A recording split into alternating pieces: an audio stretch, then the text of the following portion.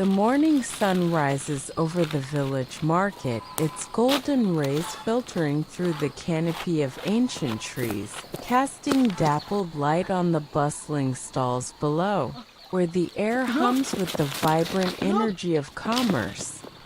The scent of ripe tomatoes and fresh bread fills the space, mingling with the tangy aroma of grapefruit juice and the earthy musk of bamboo shoots. While vendors call out to passers-by, their voice is a symphony of life.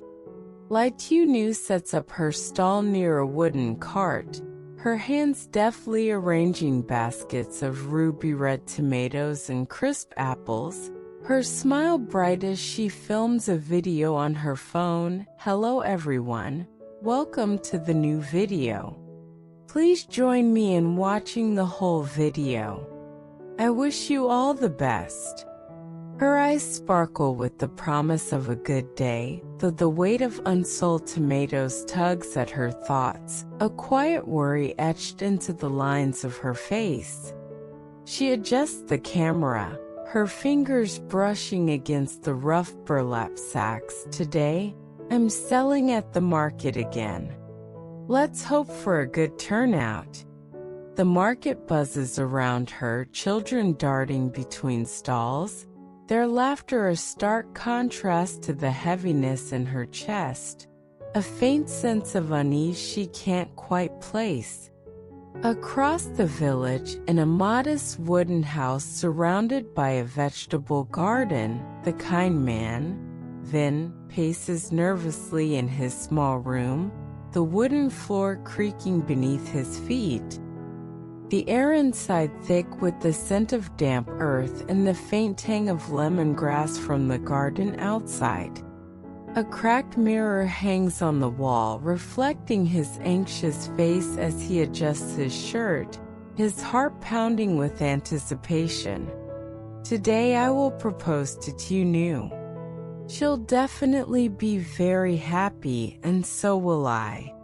I'll make her the happiest woman, he says to himself, his voice trembling with a mix of excitement and nerves, his fingers brushing against the small velvet box in his pocket, the ring inside a symbol of his unwavering love. He grabs his phone, dialing Tieu Nu, his breath hitching as he waits for her to answer. Hello, Tieu Nu? Yes, can I come pick you up? I have something to do. Tieu Nu's voice crackles through, her tone hurried but warm. I'm busy today, Vin.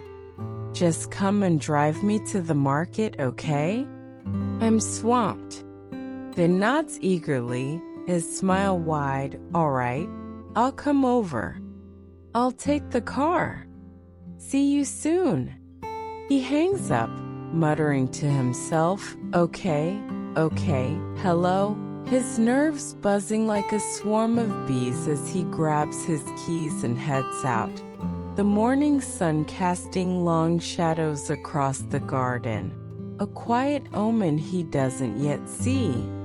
At the barber shop, a small, cluttered space with faded posters on the walls and the faint hum of a radio in the background, Vin sits in a creaky chair, the snip of scissors filling the air as the barber trims his hair, the scent of aftershave sharp in the room. Help me cut my hair, Vin requests, his fingers fidgeting with the hem of his shirt, his mind racing with thoughts of the proposal. The barber, a grizzled man with a warm smile and calloused hands, asks, how's your work these days? Vin shrugs, his gaze distant. It's normal.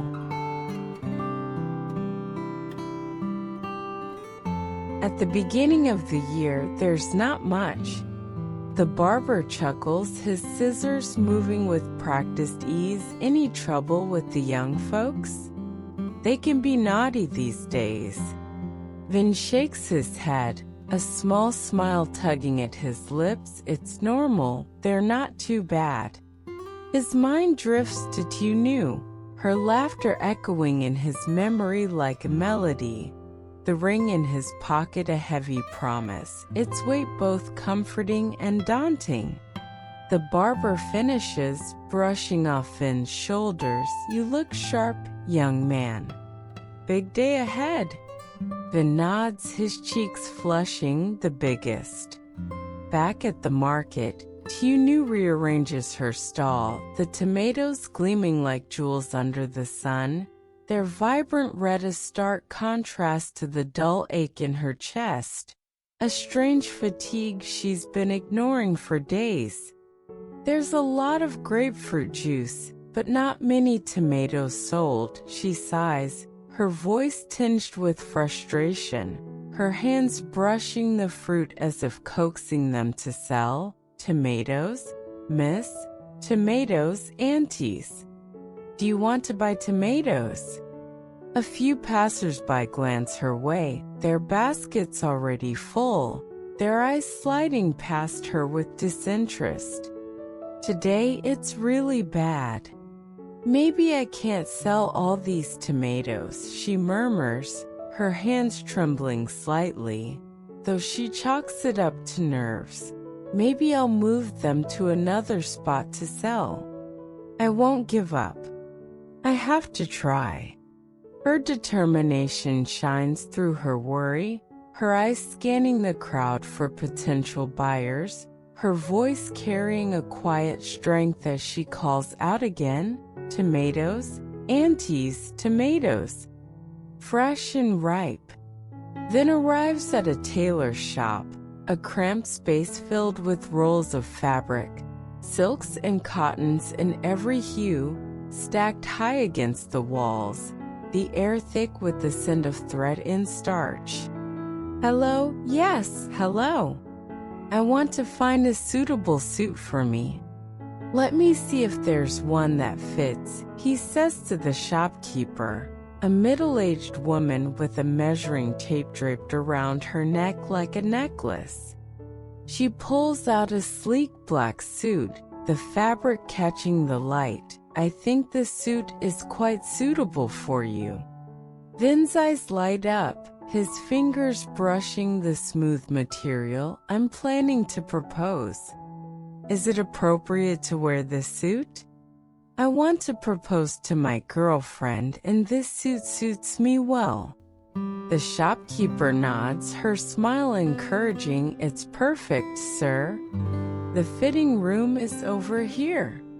Vin steps inside, the mirror reflecting a man transformed, his nerves giving way to a quiet confidence as he adjusts the jacket, imagining Tieu Nu's reaction, her smile, her yes. At the market, Tieu Nu's frustration grows as a stern official approaches, her badge glinting in the sunlight like a warning, her voice sharp and unyielding. "You can't sell here without a permit." Tieu Nu's heart sinks, her hands clutching the edge of her stall. "Oh my gosh, money to go out is nothing but money from teeth. What about gold? Gold money from teeth to ears." She gathers her tomatoes, her hands shaking with a mix of anger and fear, and moves to a nearby fruit stall, bartering with the vendor. "Come here to buy fruit to exchange for change.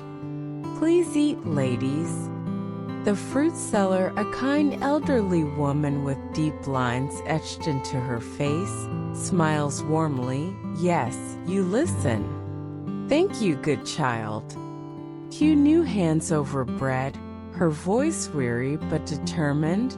"Bread and bread, full and full," as she pockets the change. "My wallet is here." She glances at the sky, a sudden wave of dizziness washing over her, but she shakes it off, attributing it to the heat, unaware of the storm brewing within her. Then steps out of the fitting room, the suit hugging his frame like a second skin, his heart racing with the thought of Tieu Nu's reaction. "This is it," he whispers, his voice barely audible over the hum of the shop. "She'll love it."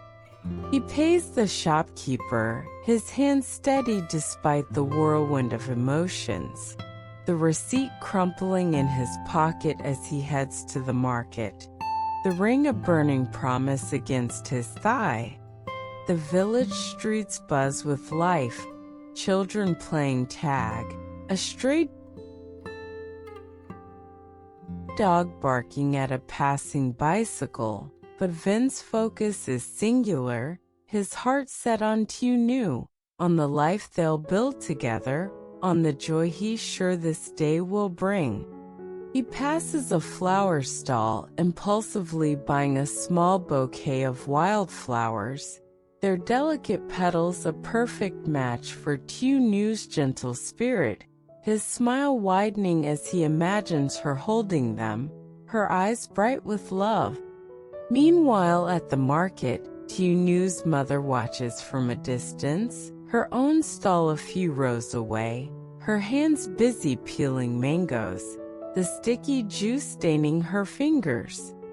She's noticed Tieu Nu's fatigue, the way her daughter's movements have slowed, the pallor in her cheeks, but she's dismissed it as stress, the market always a grueling endeavor. She's strong, she murmurs to herself, slicing another mango, but I wish she'd rest.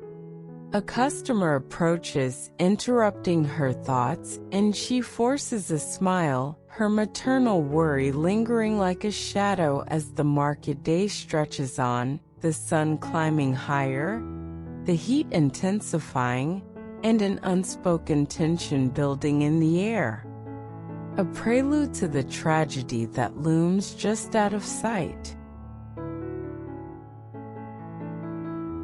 The market hums with life under the midday sun, its rays relentless as they beat down on the stalls, the air buzzing with the chatter of vendors and the clink of coins, the scent of grilled meat wafting from a nearby cart, mingling with the earthy aroma of fresh produce, tomatoes, apples, bamboo shoots, all vibrant against the faded wooden tables.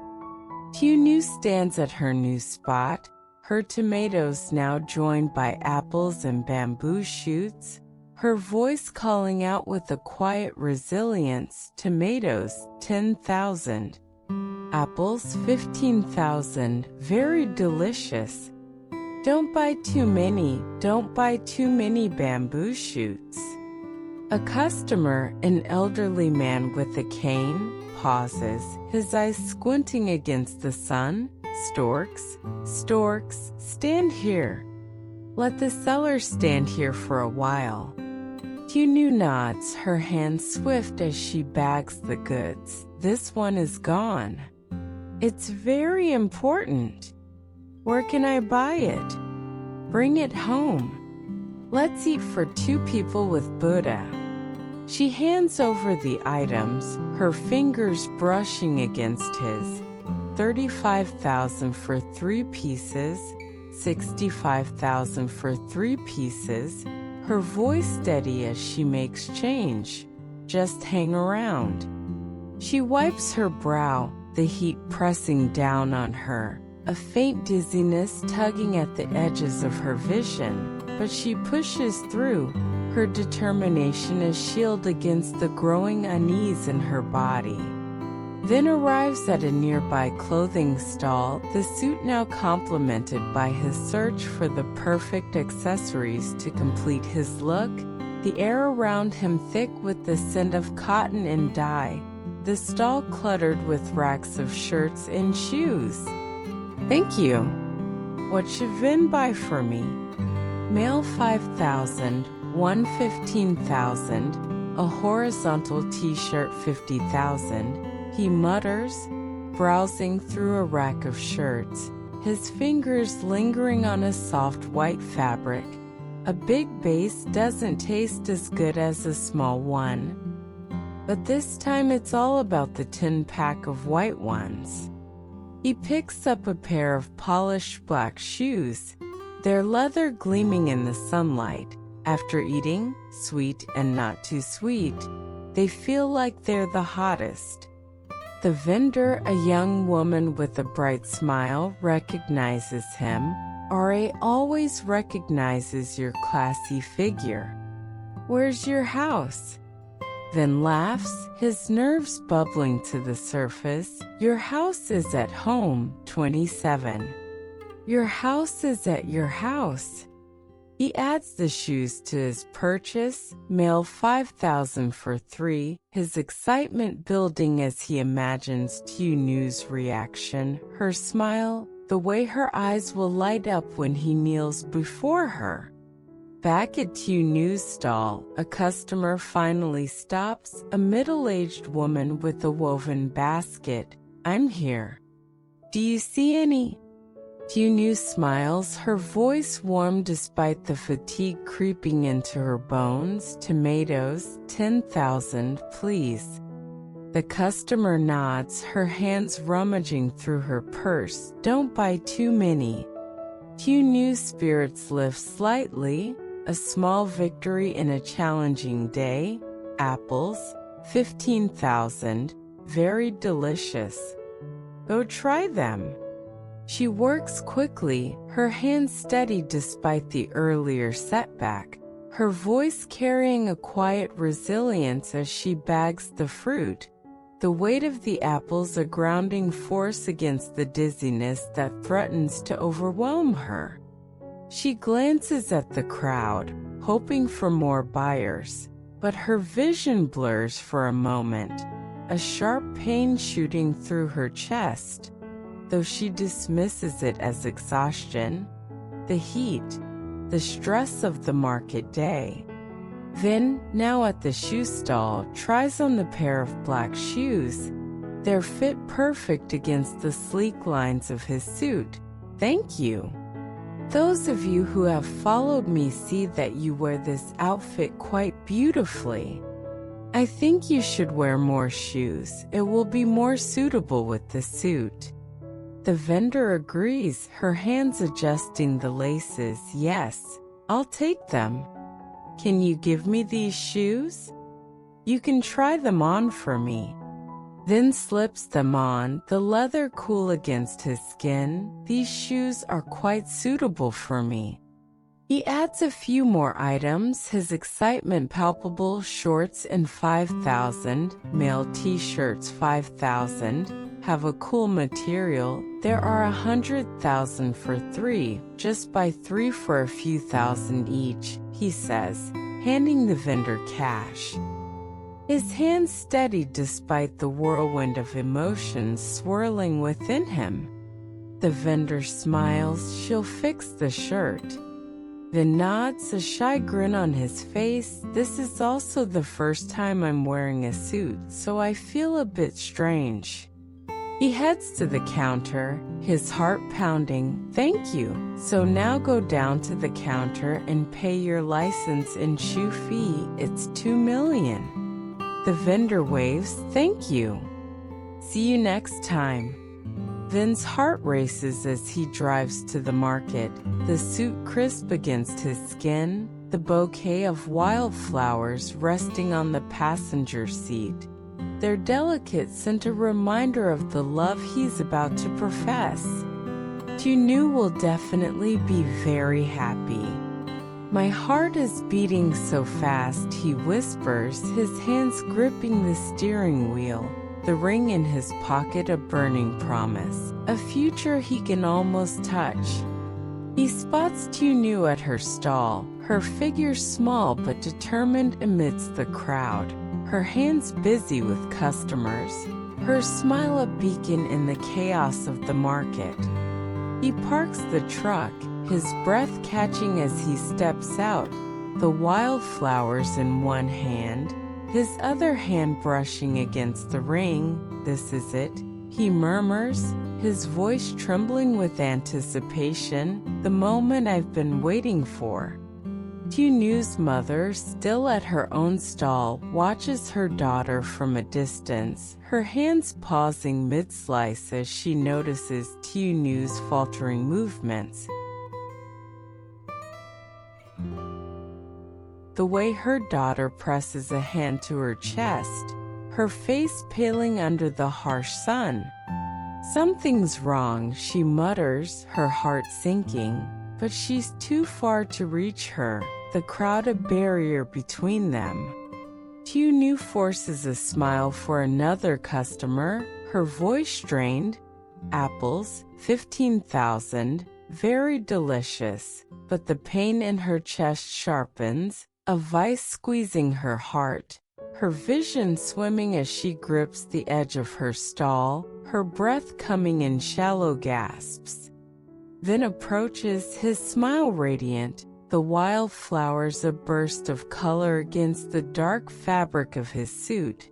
Tieu Nu, he calls, his voice full of love, but her face is pale, her hands trembling as she clutches her chest, her knees buckling beneath her.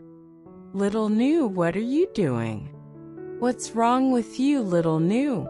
He rushes to her side, dropping the flowers in the dust, his voice rising in panic as he catches her before she falls. Don't scare me, little Nu, please wake up. She slumps against him, her breathing shallow, her eyes fluttering closed. Little Nu, please wake up. The market fades into a blur as Vin's world narrows to her fragile form, the crowd parting in hushed whispers. What's wrong? Let me take you to the hospital. Come on, come on. He lifts her into his arms, her body limp, the ring falling from his pocket into the dirt, rolling beneath a stall, his proposal shattered by the cruel hand of tragedy. Tieu Nu's mother pushes through the crowd, her heart in her throat. Tieu Nu, my daughter, she cries, her voice breaking as she reaches them, her hands trembling as she touches her daughter's pale face. What's happening? She was fine this morning. Vin's eyes are wild with fear. I don't know, she just collapsed. We need to get her to the hospital now. The market fades into chaos, the sound of Tieu Nu's shallow breaths a haunting rhythm as Vin carries her to the truck. The wildflowers trampled underfoot, the ring lost in the dust, their love hanging in the balance as the shadow of tragedy looms large. A cruel twist in a day meant for joy.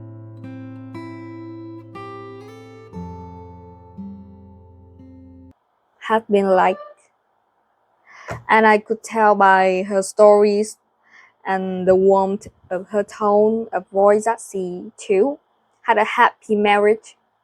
Then it was my turn, and all I could do was cry as I told the story of my own husband's battle with cancer and chronic pain. As unquote, I'm used to asking people what they have learned from their experiences, so it was natural for me to ask her for advice on what happened her deal with the crushing grief. Obviously, she has been doing something right to be so full of vitality and joy after such a short time.